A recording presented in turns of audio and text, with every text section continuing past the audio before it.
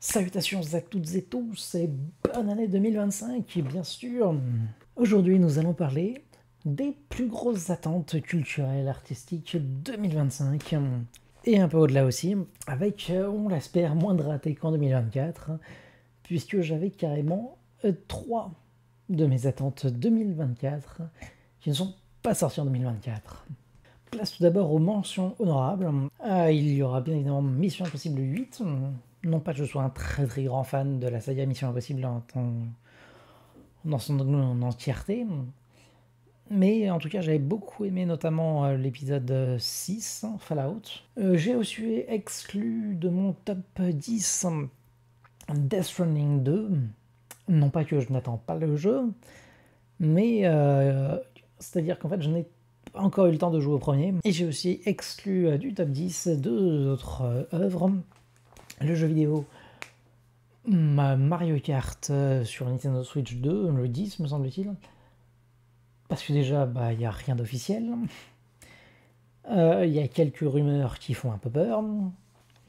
Et puis globalement, Mario Kart, si ça fait comme ma hype démesurée sur Dragon Ball Sparking Zero, ça va être en mode je l'achète Day One et puis finalement j'y joue 2-3 heures et puis c'est rangé définitivement. On va attendre quelqu'un y joue avec moi. Donc voilà. Et je veux aussi noter le film 28 jours plus tard, enfin non, pardon, 28 ans plus tard, parce que j'avais trouvé la bande-annonce démentielle, et ça faisait bien longtemps qu'une bande-annonce de film ne m'avait pas autant hypé. Numéro 10, j'ai mis peut-être le film le plus attendu de l'année pour beaucoup, et ce n'est que la 10e place, c'est-à-dire que le cinéma en 2025, il y a moins de hype, on va pas se mentir, il y a moins de hype. Eh bien, c'est Avatar 3, Fire and Ash. Parce que, faut dire que le deuxième m'avait un peu refroidi. C'était moins grandiose et moins fou que ce que l'a été le premier à son époque. Donc, sachons raison garder. Ce sera probablement très bien. Ça va peut-être même me réconcilier fortement avec la saga. Mais, voilà, je ne peux pas m'enthousiasmer outre mesure dessus. À la 9e position, et ça va scandaliser 80% des gens qui connaissent et qui l'attendent, que je ne le mette pas numéro 1, mais seulement numéro 9, c'est un pur scandale. Désolé. GTA 6. Alors, autant j'ai détruit GTA 3 et Vice City que j'ai complètement fait à 100%. San Andreas, j'ai énormément joué aussi. Et Vice City Stories aussi sur PSP.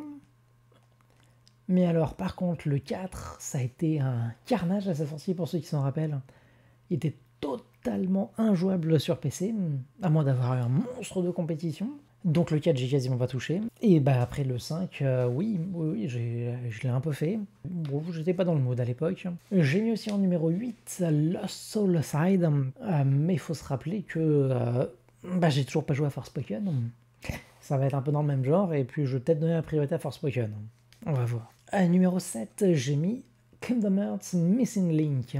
Développement très compliqué, surtout que si on parle juste d'un jeu téléphone. Mais pour ceux qui suivent un peu l'univers Kingdom Hearts, un jeu téléphone a une importance capitale. C'est un jeu canon. Tout ce qui est dans l'univers Kingdom Hearts, c'est forcément canon et officiel. Et primordial pour l'histoire globale. Donc on suivra ça avec attention. On espère 2025, mais aucune certitude pour l'instant.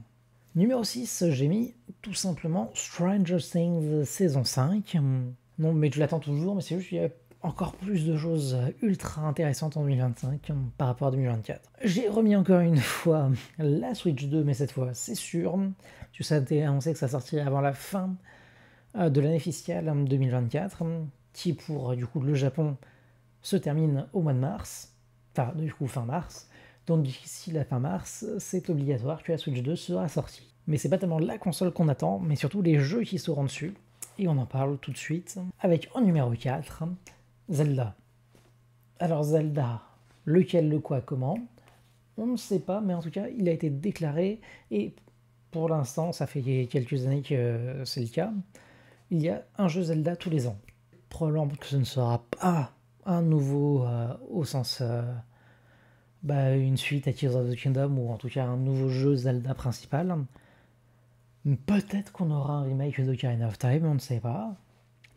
Mais en tout cas, on aura très certainement du lourd en termes de Zelda. Ils vont, à mon avis, faire une belle surprise. On verra ce que ça donne, mais en tout cas, je l'attends fortement. En numéro 3, j'ai mis Exodus, le nouveau jeu de Casey Hudson, celui qui avait fait les Mass Effect.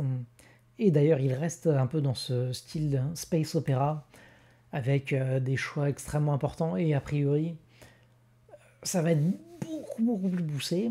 Donc, un univers style Mass Effect, encore plus poussé sur une nouvelle technologie, Unreal Engine 5, ça va donner un avant-goût de ce que pourrait donner Mass Effect 4. En tout cas, ça a l'air très poussé, et ils ont promis que les importances de choix sur la saga Mass Effect allaient être ridiculisées par les possibilités de choix sur Exodus.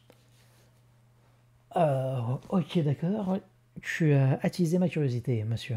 Place ensuite au numéro 2, qui n'a toujours pas été annoncé, qui n'est toujours pas officiel, on ne sait absolument rien du tout, si ce n'est que, oh, si, tout le monde le dit, il est en développement, il est même fini, c'est fini, il est terminé. Mais pourquoi il n'est pas sorti? Bah, tout le monde se le demande, mais en tout cas, c'est de nouveaux bruits de couloir, là, c'est sûr, c'est sûr. Ce sera la sortie Day One de la Switch 2. Du coup, mars 2025, alors qu'il n'a toujours pas été annoncé, alors que même les directeurs machin de chez Square Enix disent ah oui, ce serait bien qu'on le fasse, mais pour l'instant, on ne sait pas, ça va prendre trop de temps. Non, bah non, on va pas pouvoir tout de suite, c'est dommage. Alors qu'il est terminé, qui a raison, on a tous envie d'y croire. Moi, le premier, c'est pour ça que je le mets numéro 2, je n'ai plus envie de me contenir. On lâche la fureur, la joie démesurée, l'attente inextricable. Numéro 2, le remake de Final Fantasy IX. Bien sûr, bien sûr. Est-ce qu'on sera déçu? C'est possible.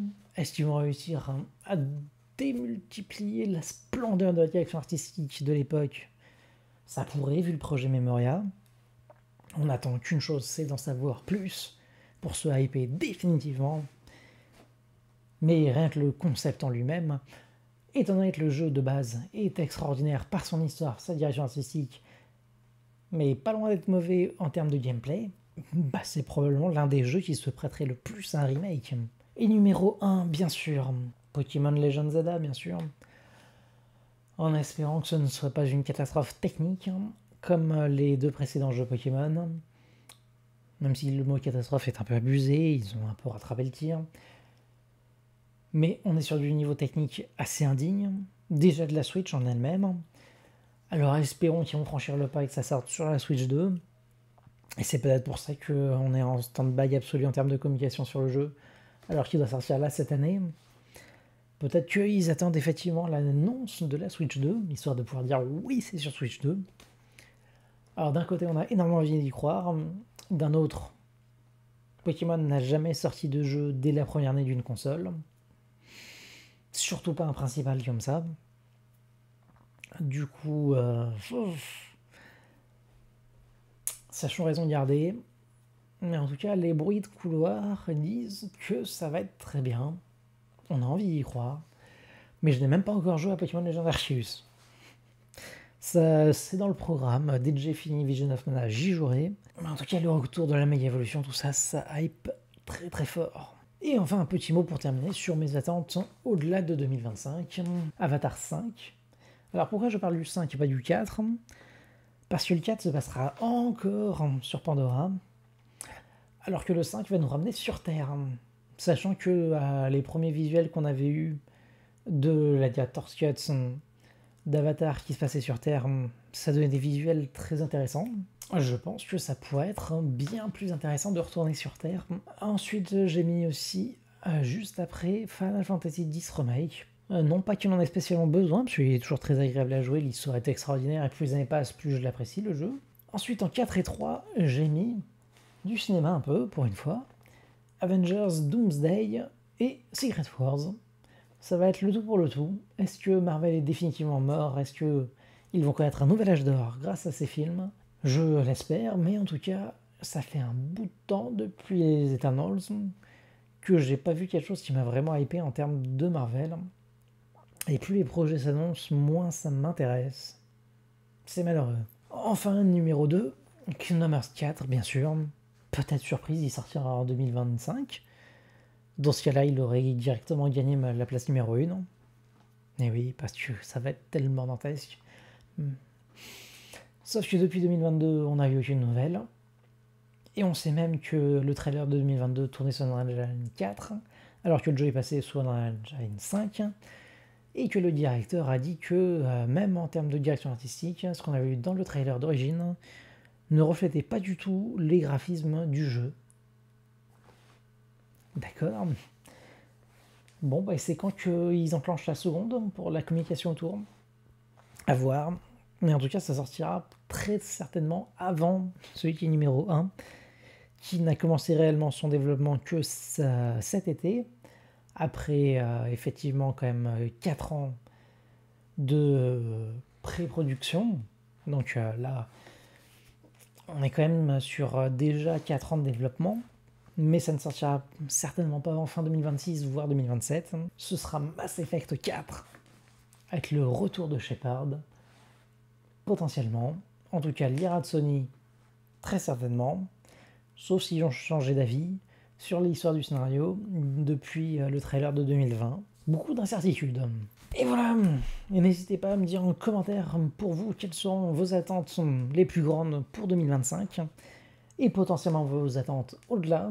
Et on se retrouve vers la fin du mois ou alors début du mois prochain dans le pire des cas pour parler de mon top et mon flop des meilleurs films et pires films de 2024. Il me reste encore quelques-uns à rattraper. Il y a encore du boulot avant que je fasse la vidéo.